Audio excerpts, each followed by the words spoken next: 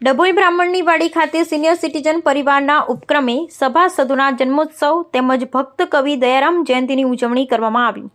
આ પ્રસંગે મોટી સંખ્યામાં સભાસદોના પ્રમુખ, ઉપપ્રમુખ અને અતિથિ વિશેષ ઉપસ્થિત રહ્યા હતા।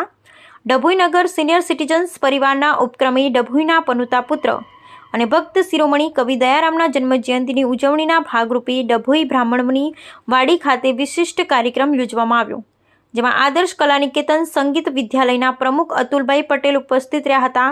તો ભક્ત કવિ દયારામ વિશે વિશિષ્ટ માહિતી નગર આગેવાન અને કૃષ્ણ ભક્ત એવા વિજય શાહ દ્વારા અપાયું। તો મોહિનીબેન શાહ, યોગિનીબેન શાહ અને નેહાબેન શાહ દ્વારા ભક્ત કવિ દયારામની ગરબીઓ પ્રસ્તુત કરી સમગ્ર વાતાવરણને કૃષ્ણ ભક્તિમાં લીન કર્યું હતું। આ પ્રસંગે પ્રમુખ સહિત મહામંત્રી બલવંતસિંહ ચુડાસમા દ્વારા સમગ્ર કાર્યક્રમનું સંચાલન કર્યું હતું।